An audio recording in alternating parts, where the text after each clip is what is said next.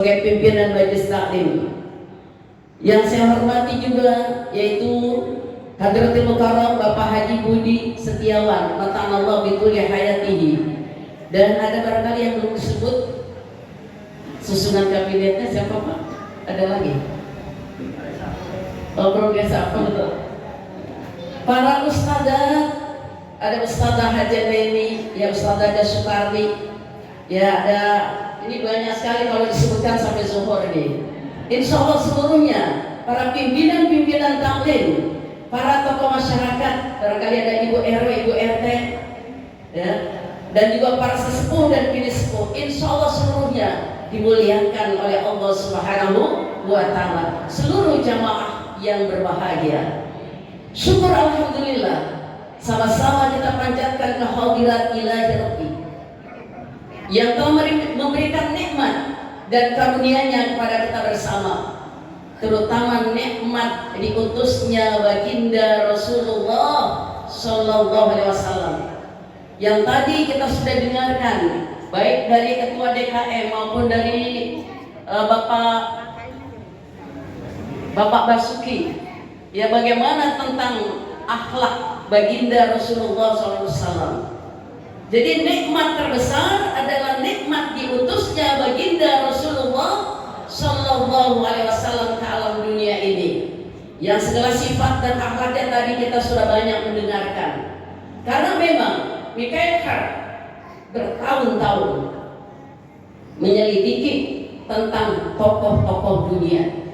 Siapa sih yang termasuk dalam ranking sebagai pemimpin yang telah berhasil? Maka dia menulis di situ di 100 ranking, 100 tokoh yang memiliki ranking. Siapa ditulis ranking pertamanya? Siapa? Baginda Rasulullah SAW. Mendapat protes dari orang-orang yang non muslim. Kenapa tidak Konghucu barangkali? Kenapa tidak Isa Al-Masih? Kenapa tidak Yesus? Kenapa tidak Mahatma Gandhi? Kenapa tidak Ferdinand Marcos dan sebagainya? Karena ada 100 itu, 100 tokoh dunia yang telah berhasil. Maka yang pertama di dalam bukunya itu adalah nama baginda Rasulullah Sallallahu Alaihi Wasallam. Ketika diprotes, apa jawabannya? He was the only man. Dia adalah satu-satunya orang who was successful by religion and secular level, berhasil penuh dalam memimpin, baik pemimpinannya sebagai tokoh pemimpin dunia maupun dia itu sebagai pemimpin agama atau akhirat. Ya, karena ada pemimpin cuma pemimpin dunia, tidak pemimpin akhirat. Tapi bagi Rasul, pemimpin dunia dan akhirat. Masya Allah, bersyukur sekali kita. Makanya peringatan Maulid seperti ini jangan dilupakan, ya, jangan dilupakan. Man ahya sunnati faqad ahabbani. Siapa yang cinta kepadaku, kata Nabi, aku cintai dia. Wa man ahabbani, dan siapa yang aku cintai, nanti bersama-sama aku di dalam surga.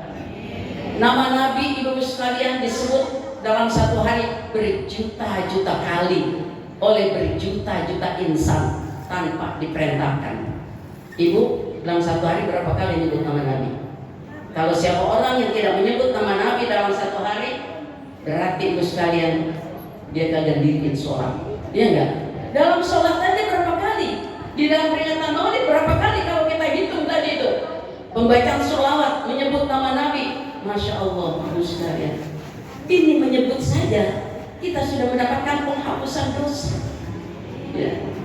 Ini di dalam salah satu riwayat, siapa orang menyebut nama Nabi 10 kali, maka apa dikatakan?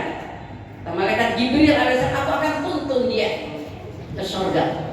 Tapi bukan sholawat aja, sholatnya bagus, sedekahnya tadi kata Pak Ketua DKM, dia nggak, hatinya juga bagus. Jadi bukan cuma sholat aja, puasanya juga bagus, hatinya juga bagus, nggak dengki aja, nggak iri aja, nggak judes saja, nggak pelit. Nah, ini yang nanti dituntun, dia baca sholawat, dituntun oleh malaikat Jibril. Di mana surga? Malaikat Israfil, malaikat Mikail mengatakan apa? Aku akan bawakan kepadanya secangkir air Kautsar. Orang kalau udah minum air Kautsar tuh berarti adanya di mana? Di surga. Setelah dia minum air Kautsar, dia tidak akan merasakan haus selama-lamanya. Masya Allah, ibu sekalian. Kata malaikat Israil apa? Aku akan datang kepadanya sebagaimana aku datang kepada baginda Rasulullah Sallallahu Alaihi. Itu berbaca sholat, tapi bukan sholawat aja. Apanya tadi? Sholatnya, ibadahnya yang lain. Termasuk apanya lagi? Hatinya. Jangan judes saja, tidak sombong, tidak namimah, tidak ghibah, tidak apa lagi? Tidak pelit tadi. Masya Allah. Nah ini diiringi dengan bacaan sholawat. Masya Allah. Ini baginda Rasul. Kemudian sekalian Nabi adalah contoh pemimpin. Pada satu saat Siti Aisyah berkata, wahai baginda Rasul, tiap malam engkau menangis, engkau merintih, engkau berdoa. Tapi aku tidak dengar engkau minta untukmu. Tapi yang kau minta adalah untuk umatmu. Apa jawaban baginda Rasul? Kalau umatku bahagia, aku ikut bahagia. Kalau umatku susah, aku ikut sedih. Oleh karena itu Nabi tiap malam dia merengek, dia menangis, dia berdoa. Siapa yang dia sebut, yang dia doakan? Umatnya. Siapa umatnya? Kita ini semua. Nah untuk itu kata Imam Ali bin Abi Thalib, ya siapa orang? Lihat sini ibu, ada yang baru, ada yang enggak. Itu Ustaz kita, DKI kita, udah sampai mana dah tuh? Ibu nengok, saya nengok. Manusiawi itu kata ibu. Ya bu, sekarang kita lihat. Sayyidina Ali bin Abi Thalib situ minan ni'am. Ada 6 nikmat terbesar. Salah satunya apa tadi? Nikmat diutusnya baginda Rasulullah Sallallahu Alaihi Wasallam yang senantiasa dia korbankan seluruh hidupnya. Coba bu, Nabi mengorbankan seluruh hidupnya untuk kebahagiaan umatnya, untuk kebahagiaan umatnya. Ini kita semua sekalian. Coba pemimpin dunia dan akhirat yang liku-liku perjalanan hidupnya diperintahkan oleh Allah untuk dijadikan sebagai contoh dan teladan. Karena hayati khairul lakum wa mamati khairul lakum. Hidupku baik untuk kalian dan matiku pun baik untuk kalian. Ini syukur kita pertama. Kemudian nikmat Islam. Kita jadi orang beriman, nikmat apa bukan bu? Nikmat apa bukan? Ikhrajuhu minal adam ilal wujud. Dikeluarkannya pula kita dari tidak ada menjadi ada. Dulu ibu ada nggak? Ibu ada, namanya juga nggak ada. Sekarang ada nggak? Masuk jadi apa kita? Manusia. Tidak ada manusia ini. Ini adalah makhluk yang paling sempurna. Dulunya kita tidak ada, jadi ada seperti ini. Kemudian kita jadi umat Nabi Muhammad SAW. Kemudian kita beragama Islam. Sebab hanya orang Islam yang nanti masuk ke dalam surga. Walaupun dosanya, ibu punya dosa nggak? Punya dosa nggak? Masya Allah, udah taubat? Insya Allah taubat terus. Kita baca istighfar sebagai penghapus. Nah, ibu-ibu yang berbahagia. Jadi ibu sekalian, kita semuanya ini adalah umat manusia. Ya bu, kita ini tidak luput daripada salah, hilaf dan atau dosa. Tidak, dosa besar, dosa kecil tentu ada. Maka ya, dengan kita menjadi orang Islam, iman, kita memiliki satu poin. Kita udah punya SIM. Ibu punya SIM nggak? SIM apa? SIM motor. Kita berarti sudah punya SIM untuk masuk dalam surga. Walaupun punya kalau dosanya banyak, dia kagak tobat, tidak tobatan nasuh, mampir dulu.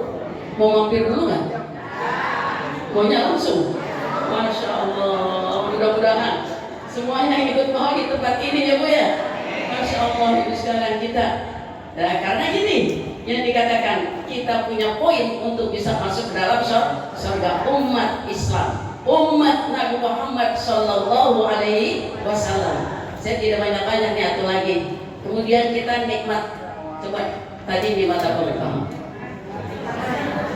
Iya, kita jadi umat nah. Kemudian dia bisa dibawa pulang gitu. Jangan tadi ditanya apa tuh tadi tuh. Sambutan sekelumit. Yang kedua apa? Kita jadi orang Islam, orang beriman. Terus yang ketiga, jadi manusia. Sampai mana? Ke rumah aku susah. Kita jadi umat manusia, kita jadi manusia maksudnya. Walaupun ibu barangkali pergi sini kan kita ke kebun binatang tuh. Kebun binatang kan binatang cakep-cakep ya. Mana cakep kita? Mana sempurnaan kita? Sempurnaan kita. Makanya kita syukuri kita jadi manusia. Masya Allah itu. Laqad khalaqnal insana fi ahsani taqwim. Yang akhirnya satu lagi saya sampaikan nikmat terbesar berikutnya apa? Kita punya pedoman hidup. Apa pedoman hidup kita? Al-Quran sebagai a view of life, way of life, jalan hidup kita, pedoman hidup kita adalah Al-Quran. Masya Allah ibu sekalian. Iqra'ul Quran fa innahu ya'ti yaumil qiyamah syafi'an li ashab. Baca Al-Quran sebab Al-Quran itu nanti pada hari kiamat akan datang sebagai pemberi pertolongan atau syafaat. Masya Allah. Bu, kalau ada bacaan yang bisa bikin gunung menjadi pecah, bumi menjadi hancur, gunung hancur, bumi menjadi terbelah, orang mati bisa bicara, apa dia? Al-Quran. Itu ada dalam surah Ar-Ra'd. Kalau tidak salah nanti di sini banyak qori-qori'ah. Lau anna Qur'anan suyirat bihil jibal au quti'at bihil ard au kullima bihil mauta. Apa itu? Al-Quran. Di dalam surah Al-A'raf, ibu juga udah hafal nih, barangkali sebagai jadi amalan. Dalam surah Al-A'raf, walau coba saya tahu pertama ini, lau anna hadzal Quran. Di dalam surah Al-A'raf kalau kita baca dari atas ini, kalau dari tengah-tengahnya kadang-kadang kita lupa itu sekali. Lau anna hadzal bukan itu. Lau bukan itu. Gini. Nanti kalau dibaca dari atas, ya ayyuhalladzina amanu taqullaha wal tanzur nafsum ma qaddamat lighad wattaqullaha innallaha khabirun bima ta'malun. Walan takunu kalladzina bukan begitu. Law anzalna, masya Allah menyebut itu kenapa jadi hilang ya? Banyak kiai jadi lupa. Rauki banyak besar ustaz. Biasanya ngadepinnya gitu. Tadi padahal saya udah bilang saya jangan bicara ke ustaz aja. Katanya ini ada pengajian nanti biasanya ketemu tadi ditanyain. Apa tadi ustaz? Law anzalna hadzal Qur'ana ala jabalin la ra'aitahu khashi'an mutasaddian min khasyatillah wa tilkal amthalu nadribuha lin-nasi la'allahum yatafakkarun. Lau anzalna hadzal Qur'an, sekiranya kami turunkan Al-Quran ala jabal, kepada gunung, sekiranya kami turunkan Al-Quran kepada gunung. Lau anzalna hadzal Qur'an ala jabalin la ra'aitahu khashi'an mutasaddian min khasyatillah. Engkau akan lihat la ra'aitahu khashi'an, itu gunung akan tunduk hancur karena takut kepada Allah. Berarti Al-Quran itu begitu dahsyatnya yang namanya Al-Quran. Tidak main-main kita dengan Al-Quran. Kita bersyukur punya pedoman hidup yang namanya Al-Quran. Semuanya saya sampaikan beberapa nikmat terbesar. Satu, apalagi supaya bisa dibawa pulang diingat.